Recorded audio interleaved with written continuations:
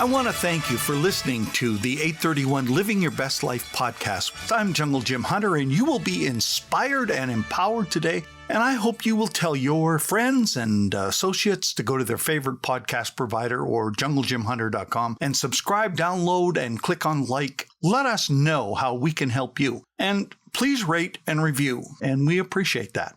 This week, I'm talking about one question: where does preparation begin? And focusing on my dad for now.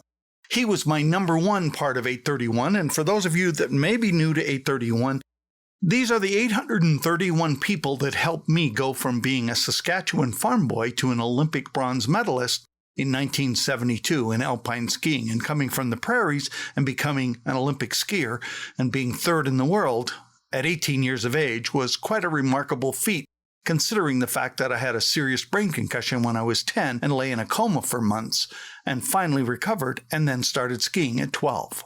Dad emphasized being outside and active. He loved to teach and have you become part of the work he was doing so you learn something new every day. The fixation on physical activities was more than just getting the farm work done, although I often thought that was the reason he had us do such hard work all the time.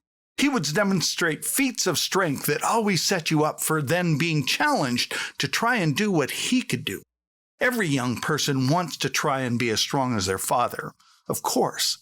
On work days, you would be given a task like, well, let's use this one for example today.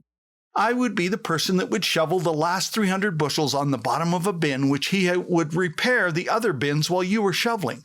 The truck held 300 bushels, so he took care of moving the truck and you did the shoveling. I could try to use the big shovel, but my hands were not big enough yet, so he would give you the smaller, lighter one. The auger was idled down, and although it took more time than it should, he would tell you how long it should take you, and you did your best to hit that mark. It usually meant a revel after we unloaded the load in town at the elevator.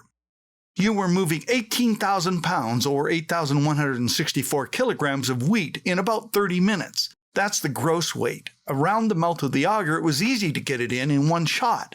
The further away, the more times you shoveled the same grain. So you would sweat and come out of the bin with black teeth, but your lower back, shoulders, thighs, forearms, and hands felt like solid steel.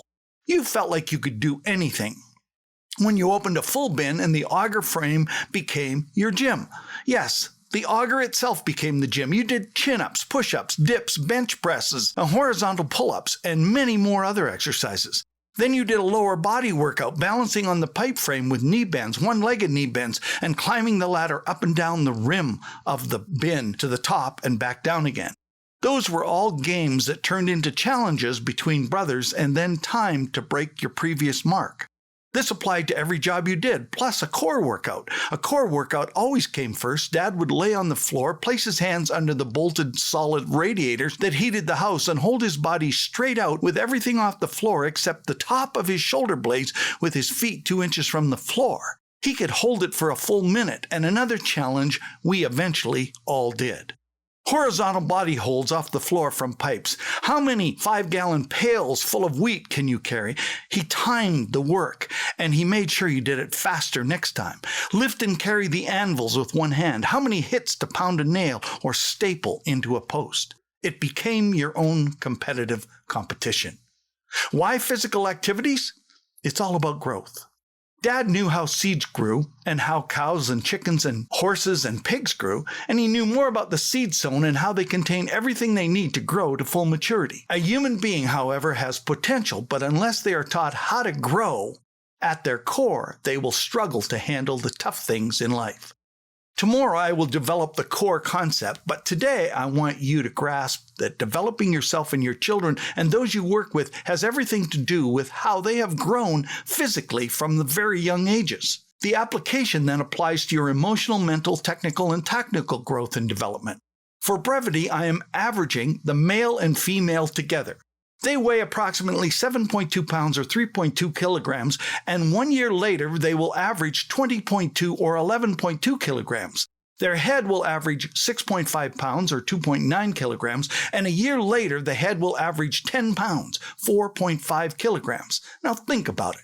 In 1 year, they go from flopping every limb and their head in every direction to holding a 5-pin bowling ball to a 10-pin bowling ball, up, sit, crawl, stand up, and walk, and they might even run, and their head will be at that point almost 50% of their body weight. In 365 days, the growth is spectacular. If you grew that much every year, you would eat and go to the bathroom as much as they do. But think of the muscular growth that takes place inside their body. It's no wonder they scream and holler when they get tired of flopping around for a couple of hours and then need a nap and more to eat. The core has to be strong enough to hold up a 10-pound bowling ball, walk and maybe run, change direction, and keep from falling down. Preparation is vital at young ages. After testing 1,013 athletes, the average 16-year-old farm boy and girl was naturally 32% stronger than the urban athletes. And if they worked on the farm, an average of 42 to 47% stronger, let alone play at the level they were going to try out for. People who grew up on the rural farm learn how to work, do things, and do them with confidence, for they are used to taking initiative. However, rural kids are dying to get to the city because they think their life is boring unless the parents focused on growth and development. Being outside, working, gave me the confidence I could go anywhere and do what I needed to do. Thank you, Dad. Our quote for the day: preparation is not getting an education. Preparation is being able to handle what you are educated for. My 1% personal dare all this week is to take 15 minutes every day and grow, improving yourself so you can lead the people you're responsible to and for, so you can be a greater help to them at the end of the week. Thanks for listening. I hope you will have grown before we meet next time.